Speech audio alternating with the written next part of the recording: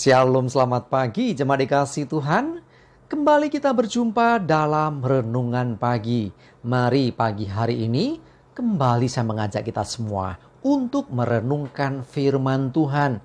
Supaya melalui firman Tuhan hidup kita akan terus dibangun dan kita akan terus bertumbuh, diteguhkan dan dikuatkan dalam iman dan pengharapan. Karena firman Tuhan adalah kebenaran yang memerdekakan hidup kita. Firman Tuhan jadi sumber kekuatan kita. Firman Tuhan juga jadi pedoman bagi hidup kita. Bahkan firman Tuhanlah yang akan terus menuntun dan menerangi langkah hidup kita. Ya, mari jemaat dikasih Tuhan, sebelum kita merenungkan firman Tuhan, kita akan berdoa terlebih dahulu. Bapa di surga, kembali Tuhan, pagi hari ini kami datang ke hadirat-Mu. Kami menaikkan segala puji dan hormat dan syukur atas segala kebaikan-Mu, atas begitu besar kasih setia-Mu ya Tuhan. Rahmat dan anugerah Tuhan, berkat dan kemurahan-Mu, perlindungan dan penyertaan, pertolongan dan bahkan pemeliharaan Tuhan atas seluruh hidup kami. Terima kasih ya Tuhan. Dan pagi hari ini kembali kami mau merenungkan firman-Mu. Mari Tuhan singkapkan dan nyatakan kebenaran firman-Mu atas kami. Dan Roh Kudus urapilah kami ya Tuhan, sehingga kami bisa menangkap pesan Tuhan dan juga mengerjakannya dalam hidup kami. Terima kasih, di dalam nama Tuhan Yesus kami bersyukur dan berdoa. Amin. Mari jemaat dikasih Tuhan, kita akan buka kitab kita.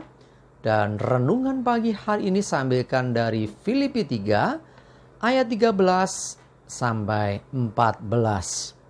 Saya bacakan. Saudara-saudara, aku sendiri tidak menganggap bahwa aku telah menangkapnya. Tetapi ini yang kulakukan.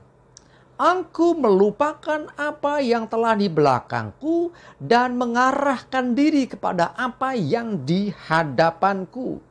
Dan berlari-lari kepada tujuan untuk memperoleh hadiah, yaitu panggilan surgawi dari Allah dalam Kristus Yesus.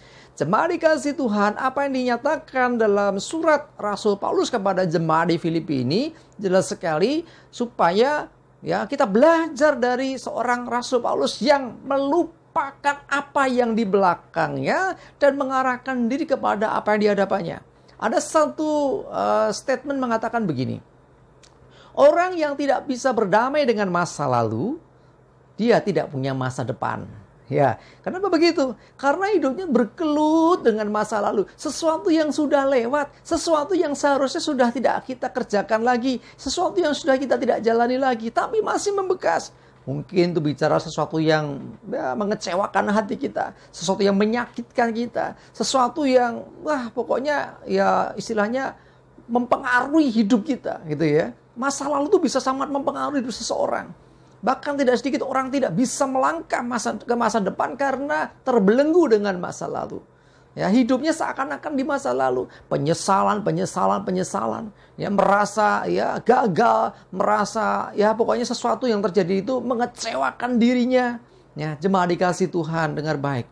Kita tidak hidup di masa lalu.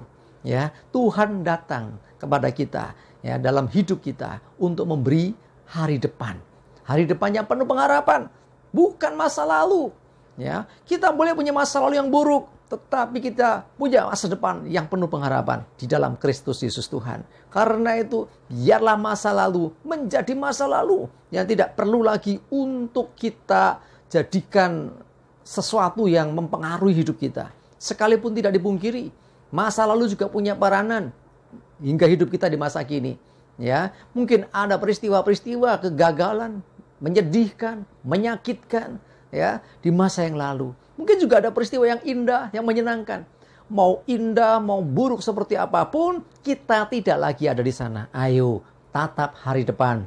Lihatlah apa yang di hadapanmu. Tuhan menyediakan hari depan yang penuh harapan.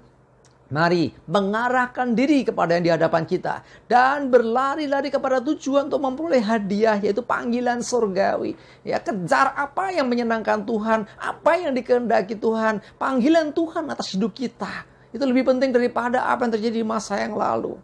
Ya memang masa lalu punya banyak hal ya bisa mempengaruhi hidup kita. Masa lalu bisa jadi kenangan kalau itu baik. Kalau buruk justru itu mempengaruhi hidup kita menjadi nggak baik.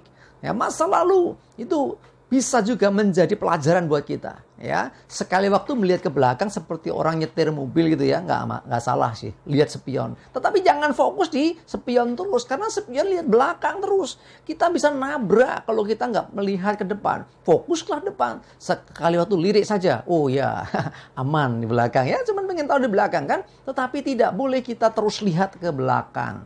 Apalagi noleh ke belakang bisa berbahaya. Ya, mari jemaat dikasih Tuhan, tinggalkan masa lalumu.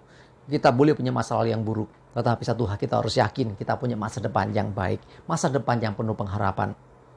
Lebih baik mantan orang jahat daripada mantan orang baik. Artinya apa? Mantan orang jahat dulu jahat, tapi sekarang jadi baik. Ya, kalau mantan orang baik, sekarang jangan-jangan jahat gitu ya. Nggak boleh demikian ya. Sekali lagi, mari saya mengajak kita. Arahkan pandanganmu ke depan, lupakan yang di belakang, fokus kepada Tuhan, dan berlari, kejar apa yang dikehendaki Tuhan, yaitu panggilan Tuhan. Hadiah itu yang diberikan Tuhan kepada kita. Satu anugerah untuk kita boleh meresponi akan panggilan surgawi bagi hidup kita. Mari jemaat dikasih Tuhan, jangan biarkan hidupmu buang-buang waktu dengan masa lalumu. Ya, masa lalu memang tidak semuanya buruk. Kita bisa ambil pelajaran, termasuk kegagalan sekalipun. Tetapi ingat, kita tidak lagi tinggal di sana. Kita hanya ambil pelajaran apa yang kita bisa petik supaya ke depan kita jadi lebih baik. Masa lalu kita ambil pelajarannya supaya kita jadi orang-orang yang bijaksana. Tetapi kita tidak boleh terus bergelut dengan masa lalu. Ya, tidak boleh terus kita menyesali, meratapi diri karena mungkin terjadi sesuatu yang mengecewakan di masa yang lalu. Ingat, itu semua sudah lewat. Sekarang lihatlah di depan. Tuhan memberikan pengharapan kepada kita. Mari harapan itu kita raih. Mari pandang hari depan. Dan terus fokus kepada panggilan Tuhan. Supaya hidup kita berkenan di hadapan Tuhan. Dan melalui hidup kita, nama Tuhan dipermuliakan. Amin. Kita berdoa. Bapa di surga, terima kasih Tuhan Kau mengingatkan kembali untuk kami tidak fokus di masa yang lalu. Seburuk apapun masa lalu, biarlah itu kami lewati dan kami mau fokus kepada masa depan. Sebagus seindah apapun masa lalu, biarlah itu kami ambil sebagai satu kenangan saja dan kami tidak ada di sana lagi karena kami sudah melewati yang di belakang kami. Dan sekarang kami mau fokus dengan apa yang di hadapan kami. Biarlah Tuhan yang terus menuntun kami untuk kami berjalan dalam perkenanan. Kami berjalan di jalan yang Tuhan tentukan bagi hidup kami. Sehingga kami tidak menyia-nyiakan diri dengan masa lalu. Sebaliknya Tuhan, kami fokus dengan masa depan yang penuh pengharapan di dalam Tuhan. Terima kasih, kami bersyukur ya Tuhan. Menyerahkan seluruh hidup kami. Hari ini dengan segala aktivitas kami. Mohon pimpinan penyertaan-Mu. Dijauhkan celaka dan mara bahaya.